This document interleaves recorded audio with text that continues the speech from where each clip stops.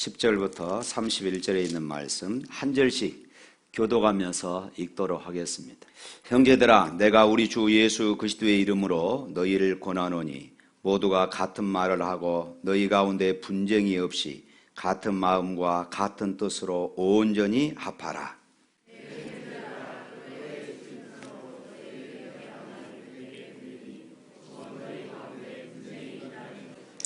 내가 이것을 말하거니와 너희가 각각 이르되 나는 바울에게, 나는 아볼로에게, 나는 게바에게, 나는 그리스도에게 속한 자라 한다는 것이니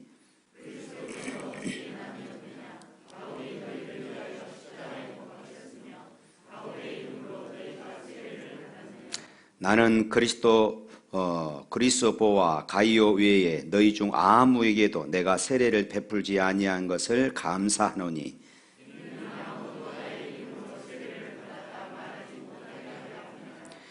내가 또한 스데바나 집 사람에게 세례를 베풀었고 그 외에는 다른 누구에게 세례를 베풀었는지 알지 못하노라.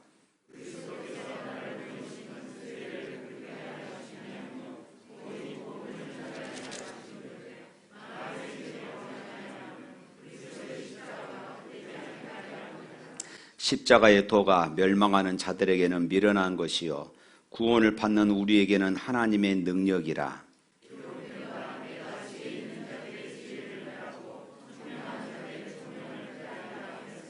지혜 있는 자가 어디 있느냐? 선비가 어디 있느냐?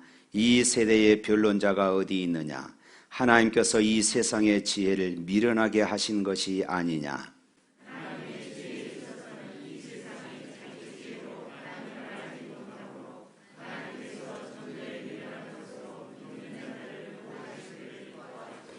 유대인은 표적을 구하고 헬라인은 지혜를 찾으나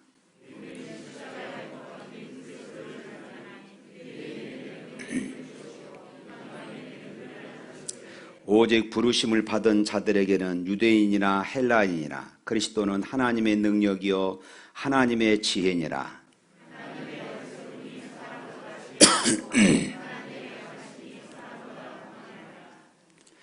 형제들아, 너희를 부르심을 보라. 육체를 따라 지혜로운 자가 많지 아니하며 능한 자가 많지 아니하며 문벌 좋은 자가 많지 아니하도다.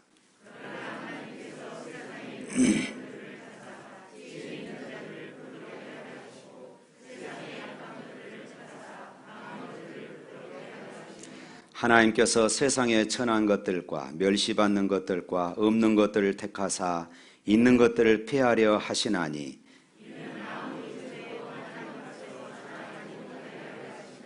너희는 하나님으로부터 나서 그리스도 예수 안에 있고 예수는 하나님으로부터 나와서 우리에게 지혜와 의로움과 거룩함과 구원함이 되셨으니 기록된 바 자랑하는 자는 주 안에서 자랑하라. 함과 같게 하려 함이라. 아멘.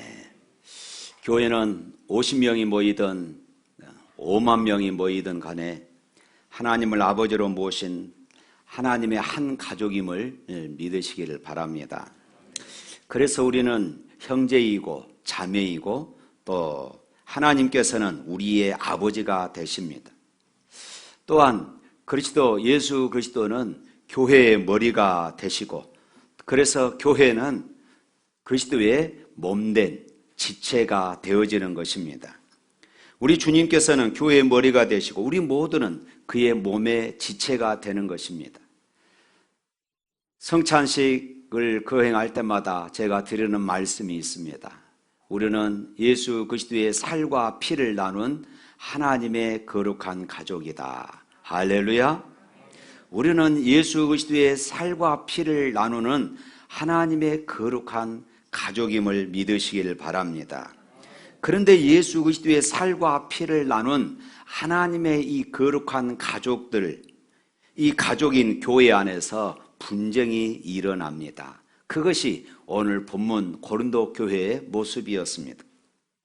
고린도 교회 안에 지도자들의 이름을 앞장세워서 지도자들과 전혀 관계없이 지도자들의 이름을 앞세워서 나는 바울파다, 나는 게바파다, 나는 아볼로파다, 나는 그리스도파다 이렇게 파벌을 이루고 있었던 것입니다. 바울이 이 소식을 들었어요. 오늘 12절 말씀 한번 읽어볼까요? 12절에 있는 말씀. 내가 이것을 말하거니와 너희가 각각 이르되 나는 바울에게, 나는 아볼로에게, 나는 게바에게, 나는 그리스도에게 속한 자라 한다는 것이니. 교인들이 저마다 말하기를 나는 바울 편이다, 나는 아볼로 편이다, 나는 게바는 베드로죠. 나는 베드로 편이다. 그러니까 나는 그리스도 편이다. 이렇게 해서 지금 파벌이 이루어졌던 것입니다. 각기 자기 파의 이름으로 내건 사람들의 가르침을 따른다 하는 이런 뜻이겠지만은, 재미있는 것은 여기 리더들 바울이나 아볼로나 베드로는 이들과 전혀 상관이 없었던 것이에요. 이들의 리더도 아니었던 것입니다. 바울은 물론이고 이때 당시 고린도 교회 담임 목사가 아볼로였습니다. 아볼로는 이것이 너무 괴로운 것이에요. 그래서 고린도 교회를 떠나버렸습니다. 그래서 다른 지방으로 가서는 고린도로 돌아오려고 하지도 않았어요. 그만큼 지금 이 상황이 담임하고 있는 아볼로에게도 굉장히 괴로운 일이었던 것이에요. 이것을 지금 고린도 교회를 개척했던 사도 바울이 멀리서 이 소식을 들었던 것입니다. 지금 나는 바울 편이다, 나는 아볼로 편이다, 나는 게바 편이다 하는 이런 말들이 지금 각각에서 일어나는 것입니다. 그래서 때로는 그 사람들끼리끼리 모이기도 하고 줄 서기도 하고 아마 그랬을 것입니다. 그럴 때에 이것을 보고, 야, 나는 바울파도, 나는 게바파도, 나는 아볼로파도 아니다, 나는 그리스도파다 하고 또 새롭게 주장하는 그런 무리들이 생겨났습니다. 그러나 기억하십시오. 교회 안에서 이런 분쟁과 이런 분열이 생기는 것은 성도들이, 그리고 교회가 예수 그리스도를 버렸기 때문인 것을 우리는 알아야 합니다. 입으로는 아니다 말하지만은 우리가 실제로 이런 사람 중심으로 파당을 이룬다는 것은 내가 그리스도가 구주인 것을 잃어버렸다, 버린 것이나 마찬가지입니다. 더 이상 하나님의 백성이기를 포기하는 것입니다. 십자가가 쓸데없고 신앙도 쓸데없고 인간의 욕심과 이기심만 남아있는 것입니다. 하나님 대신에 사람을 섬기고 믿음 대신에 욕심을 따르고 십자가 대신에 파벌을 중심으로 모이는 것이에요. 그래서 어느 교회에서는요,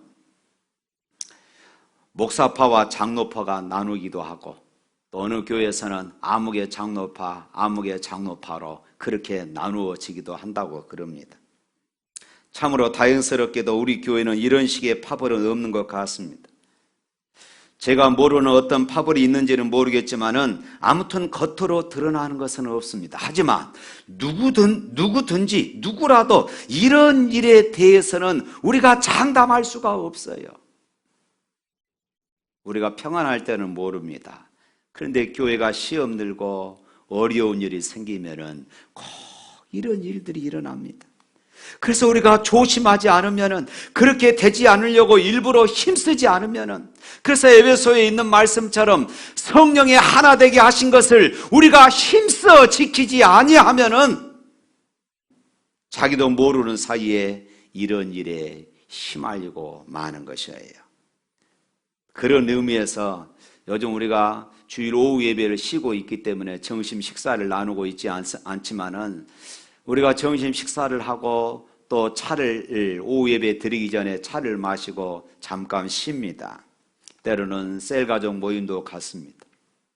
여러분, 이때에 우리가 점심 식사 후에 차를 마실 때에 맨날 만나는 사람끼리만 만나지 말고 한 주씩 돌아가면서 이번 주는 김 집사 만나고, 다음 주는 이 집사 만나고, 그 다음 주는 최 집사 만나고, 그렇게 만나서 같이 차 마시고 이야기 나눌 수 있기를 바라요. 매주마다 끼리끼리 모이는 사람들끼리 꼭 모여서 여러분, 끼리끼리 모여서 수군거리는 것, 마음 맞는 사람끼리 모여서 남 이야기하는 것, 이것이 시작이에요. 이것이 분열의 시작이 되는 것을 우리는 알아야 합니다. 여기서 한 걸음만 더 나가면 파벌이 되는 것입니다. 몇몇 사람들이 뜻을 모아서 다른 사람을 헛들고 그리고 나쁘다고 말하고 그런 이야기들을 이 사람 저 사람에게 하고 다니고, 때로는 목사를 신앙적으로 또 깔아뭉기고 깎아내리고 교인들을 흉보고 교회를 나쁘게 이야기하고, 이런 것들이 다 파벌의 시작이 되어지는 것이에요. 우리 모두는 서로가 다 다릅니다. 우리가 다르다는 것을 인정해야 하는데, 다르다는 점을 강조하고 다른 사람을 판단하고 평가하고 정죄하는 것, 이것이 문제인 것입니다. 다르지만은 아까 말씀드렸죠. 우리는 예수 그리스도의 살과 피를 나누는 하나님의 가족입니다. 할렐루야. 바울이 이 소식을 지금 전해 들은 것이에요. 기가 막힐 노릇입니다. 그래서 바울이 개탄을 합니다. 도대체 이게 무슨 짓이냐? 야단을 쳐요. 우리 13절 말씀 한번 읽어볼까요? 13절. 그리스도께서 어찌 나뉘었느냐? 바울이 너희를 위하여 십자가에 못 박혔으며 바울의 이름으로 너희가 세례를 받았느냐? 그러니까 예수를 왜 찢으려고 하느냐? 예수님이 나누어져 있더냐? 너희가 그리스도께 속혀져 있다면은 그리스도는 한 분이시다. 그러면은 그리스도 한 분을 중심으로 너희들이 서로 다르지만은 다름을 인정하고 서로 조화를 이루고 통일을 이루는 것이 마땅하지 아니하더냐? 지금 이렇게 강조하고 있어요. 또 하나는 그러지요. 나는 바울파다. 그러니까 바울이 너희를 위해서 십자가에 못 박혔느냐? 이렇게 호통을 치고 있는 것이에요.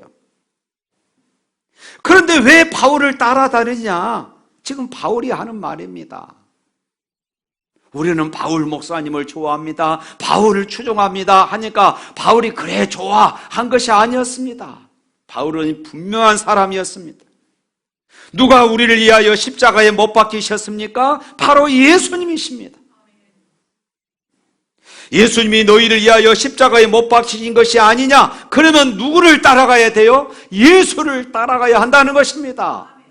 십자가 앞에 모여야 하고 예수 이름 앞에 우리가 하나가 되어야 한다. 할렐루야. 우리를 희생하신 예수님, 피 흘리신 예수님, 자기의 생명을 버리신 그 예수님, 이 그리스도의 희생과 사랑을 기억한다면은 왜 그리스도에게 초점을 맞추지 못하고 이렇게 파당을 이루었느냐? 이렇게 호통을 치고 있지요. 또 하나 호통친 것이 있었습니다. 너희가 세례를 받을 때 누구의 이름으로 받았느냐? 너희들이 바울의 이름으로 세례를 받았느냐? 이렇게 호통을 치죠. 우리가 세례를 받을 때에 누구의 이름으로 받습니까? 성부와 성자와 성령의 이름으로 세례를 받습니다. 그런데 우리에게 제일 중요한 것은 그리스도가 우리를 위해서 죽으셨고 부활하셨기 때문에 우리는 그리스도의 이름으로 세례를 받는 것입니다. 세례의 가장 중요한 의미는 무엇이냐? 재씻음과 연합입니다. 연합. 그리스도와의 연합이에요. 로마서 6장 3절 4절 말씀 한번 읽어볼까요? 로마서 6장 3절 4절. 무릇 그리스도 예수와 합하여 세례를 받은 우리는 그의 죽으심과 합하여 세례를 받은 줄 알지 못하느냐? 그러므로 우리가 그의 죽으심과 합하여 세례를 받음으로 그와 함께 장사되었나니 이는 아버지의 영광으로 말미암아 그리스도를 죽은 자 가운데서 살리심과 같이 우리로 또한 새 생명 가운데에서 행하게 하려 함이라. 여기서 합한다, 이 단어가 계속해서 반복되고 있습니다. 합한다. 이것이 세례의 근본 의미입니다. 내가 그리스도에게 연합되었다. 세례라는 것은 그것이에요. 내가 예수 그리스도를 구주와 주님으로 믿음으로 말미암아 나는 그리스도에게 속한 자 되었다. 나는 그리스도와 연합한 자가 되었다. 그래서 나는 그리스도인이다. 하는 것이에요. 이것이 세례를 통하여서 고백되어지는 것입니다.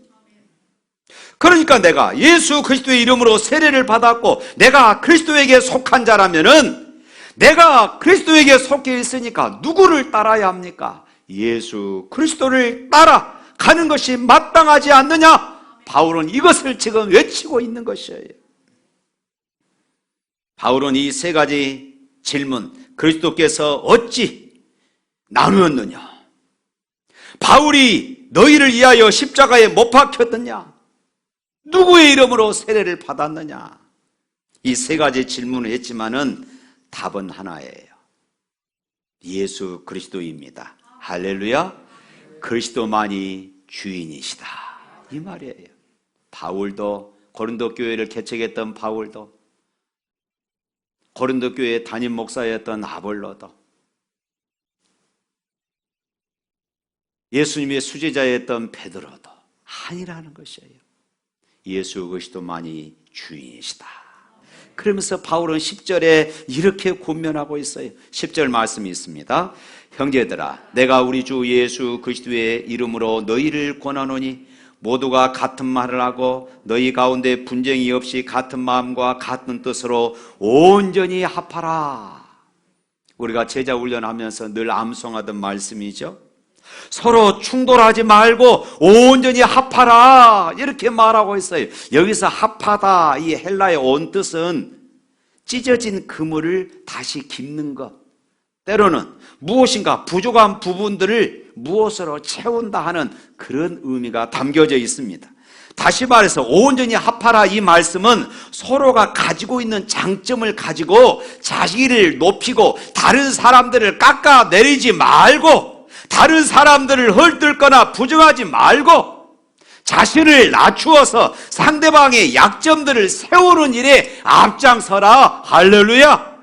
서로가 자신을 높이기 위해서 자신의 장점만을 내세우고 자랑하지 말고 오히려 자신의 장점을 이용해서 약한 사람들을 채워주라는 것이에요.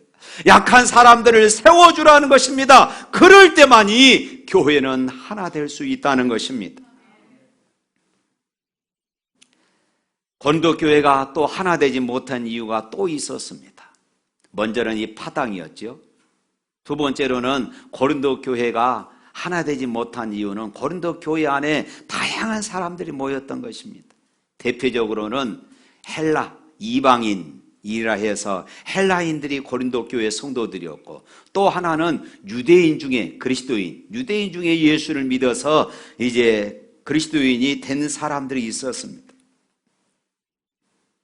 그런데 헬라 사람들은 자기들의 문화적 배경 때문에 그 배경 따라서 예수를 믿었어요. 그러니까 예수를 믿어도 자기들의 방식대로 예수님을 믿었던 것입니다. 헬라적인 방식이란 서로 토의하고 토론해서 내가 이해하고 내가 깨달아지면은 믿는 그런 신앙이었던 것입니다. 반대로 유대인들, 히브리인들은 이들의 신앙은 체험적인 신앙을 갈구했던 것이에요. 그러니까 헬라인들은 내가 깨달아지고 내가 이해될 때만 나는 믿는다. 그래서 그런 사람들끼리 또 모였겠죠. 아니다, 나는 체험, 기도해서 체험하고 응답받고 이런 체험들을 통하여서 나는 하나님의 살아계심을 믿는다. 그러니까 또 그것을 좋아한 사람끼리 또 모였던 것이에요. 이런 다양한 추구에 대해서 사도 바울은 어떻게 이야기합니까? 사람의 지혜로는 하나님을 온전히 알아갈 수가 없다 하는 것입니다. 파벌주의를 극복하려면은 사람의 지혜가 아니라 하나님의 지혜로 돌아와야 한다 말하고 있어요. 하나님의 지혜란 무엇입니까? 한마디로 말하면은 십자가입니다. 복음입니다. 예수 그리스도입니다. 볼까요? 18절 말씀입니다. 18절. 십자가의 도가 멸망하는 자들에게는 미련한 것이요 구원을 받는 우리에게는 하나님의 능력이다. 여기서 십자가의 도가 어떤 의미냐 하면은 예수께서 우리의 죄를 담당하시고 죽으시고 그리고 사흘 만에 부활하심으로 우리에게 구원을 주셨고 우리에게 영원한 생명을 주신다. 이것이 바로 십자가의 도입니다. 이것이 복음이죠. 이 말이 헬라 사람들의 생각으로 볼 때는 아주 미련한 것으로 여긴 것이에요. 왜냐하면 자기들은 이해가 안 됐거든요. 자기들은 그것이 논리적으로 이해가 안 돼요. 어떻게 예수가 죽고 사는 것이 나에게 구원이 될 수 있단 말인가? 잘 깨달아지지 않았던 것이에요. 그것을 바울도 알았어요. 그래서 21절 말씀에 또 설명을 합니다. 21절 읽겠습니다. 하나님의 지혜에 있어서는 이 세상이 자기 지혜로 하나님을 알지 못하므로 하나님께서는 전도에 미련한 것으로 믿는 자들을 구원하시기를 기뻐하셨도다. 여기서 전도를 뭐라고 했습니까? 미련한 것이다. 이렇게 이야기했어요. 전도하면서 예수님께서 십자가에서 죽으시고 부활하셨습니다. 예수님 믿어야 우리가 천국 갑니다. 이렇게 우리가 전하잖아요. 사람들은 다 비웃습니다. 이것이 미련하다 그 말이에요. 아이고 미련한 것들. 헬라 사람들이 그렇게 여긴 것이에요. 그런데 하나님은 이런 방법을 통하여 사람들을 구원하시는 것을 기뻐하셨다고 말씀하고 있습니다. 그러면서 그 당시에 존재했던 대표적인 두 개의 신앙 방식을 사도 바울은 이렇게 설명합니다. 22절 말씀 또 읽겠습니다. 유대인은 표적을 구하고 헬라인은 지혜를 찾으나. 저는 지금도 교회 안에 이렇게 두 부류의 신앙 방식이 있다고 생각을 합니다. 하나는 유대인식, 히브리인식의 그런 신앙이 있고 하나는 헬라인식의 그런 신앙이 있습니다. 헬라식은 아까 말씀드렸던 것처럼 이성적인 토론을 통해서 신앙을 발견하고자 합니다. 자신들이 깨달아야만이, 성경 공부를 통하여 깨달아 가야만이 믿을 수 있다는 것입니다. 이성주의적인 접근입니다. 또 하나는 유대인식 신앙입니다. 하나님 보여주십시오. 그러면 제가 믿겠습니다.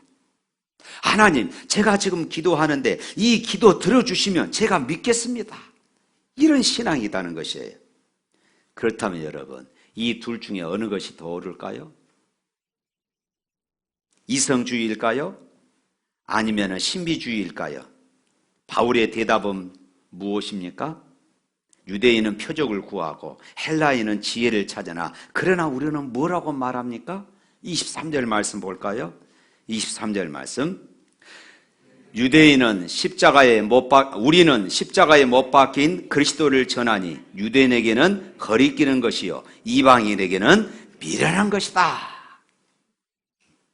그렇게 신비주의를 찾고 체험을 찾는 그 신앙들, 이성을 찾고 자기가 깨닫는 것을 찾는 그 신앙들, 이것이 거리끼는 것이고 그것이 미련한 것이다는 것입니다. 기독교는 이성주의입니까? 아니에요. 기독교는 이성의 근거에서 모든 것을 해결하려는 그런 종교가 아닙니다. 기독교는 이성을 반대하지 않습니다. 그렇지만은 기독교는 인간의 이성으로 모든 것을 깨달아 알 수 있다고 그렇게 생각하지 않습니다. 어떻게 인간의 좁은 이성으로 전능하신 하나님, 전지하신 하나님을 우리가 다 알아갈 수 있어요? 그럴 수 없잖아요.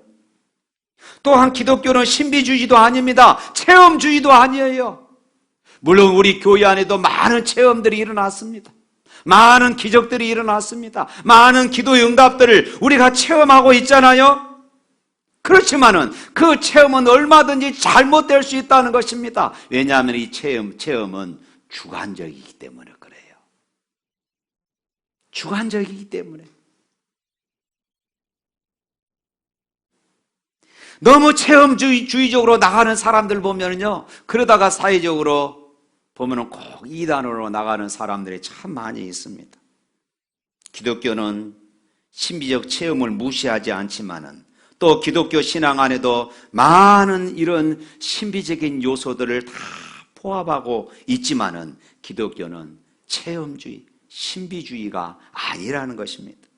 기독교는 이성주의도 아니고 기독교는 신비주의도 아니고 체험주의도 아니에요. 그러면 기독교는 무엇입니까? 복음주의입니다.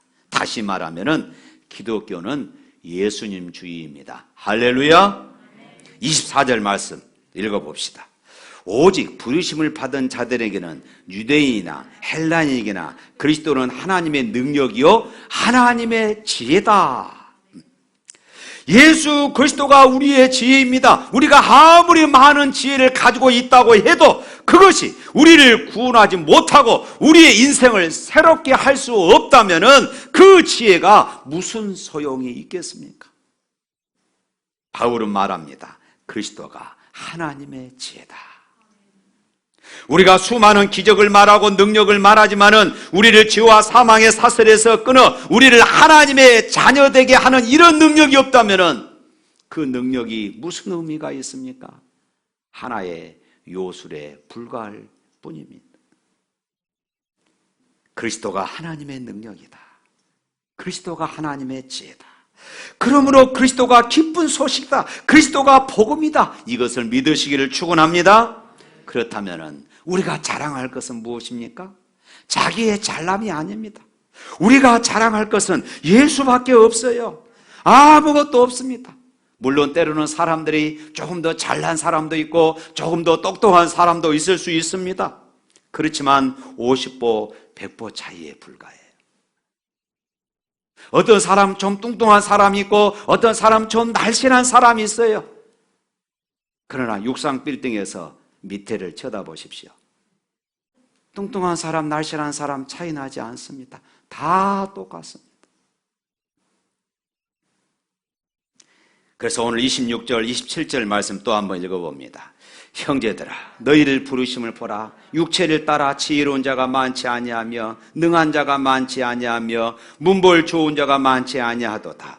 그러나 하나님께서 세상에 미련한 것들을 택하사 지혜 있는 자들을 부끄럽게 하려 하시고 세상에 약한 것들을 택하사 강한 것들을 부끄럽게 하려 하시며 세상의 지혜로 사는 것들을 다 부끄럽게 해버리겠다는 말씀입니다. 그러면서 31절 말씀에 결론적으로 뭐라고 말합니까? 또 읽어봅니다. 기록된 바 자랑하는 자는 주 안에서 자랑하라 함과 같게 하려 함이라. 주님을 자랑하라는 것입니다. 왜 교회 안에 분열이 일어납니까? 왜 교회 안에 나누어짐이 있습니까? 허탄한 것에 대한 자랑이 있기 때문에 그렇습니다. 인간적인 것에 대한 자랑하기 때문에 그렇습니다. 때로는 학벌을 자랑하고 때로는 돈을 자랑합니다. 지식을 자랑합니다. 그러나 그것은 하나님 보시기에 아무것도 아니라는 것이에요. 썩으면 다 흙이 됩니다. 어느 목사님의 설교집에 보니까 이 부분을 그렇게 해석해 놨다고요. 썩어지면 다 흙이다. 제가 장례식 때마다 하는 그런 메시지가 바로 그것입니다. 마지막 하관 예배를 들으면서 하나님께서 우리 사람의 생명을 거둬가시면 사람은 한 줌의 흙으로 돌아갈 뿐입니다. 이것이 무가치예요. 자기의 가슴에 손을 얹고 한번 스스로에게 인사합시다. 나는 흙이다. 하나님이 내 생명 거둬가시면 나는 흙이에요.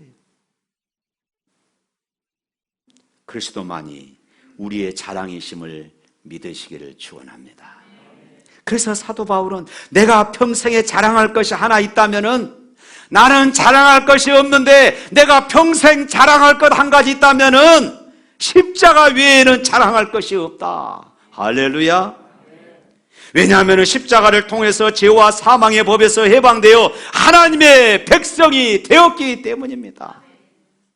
십자가를 통하여서 내 마음의 평화가 넘쳐납니다. 십자가를 통하여서 승리가 되어집니다. 십자가를 통하여서 내세의 소망이 있습니다. 십자가를 통하여서 하나님의 능력과 지혜를 경험하게 되어집니다. 십자가를 통하여서 우리의 믿음이 성장하게 되어집니다. 십자가를 통해서 환난도 고난도 이기게 되어집니다. 우리는 십자가를 믿고 십자가를 사랑하고 십자가를 자랑할 수 있기를 축원합니다. 사랑하는 성도 여러분, 우리는 예수 그리스도의 살과 피를 나눈 하나님의 가족입니다. 그러므로 예수님과 같은 말을 해야 하고 예수님과 같은 마음을 품어야 하고 예수님과 같은 뜻을 우리의 가슴에 품어야 합니다. 여러분, 아무리 김 목사가 똑똑하고 능력이 많다 할지라도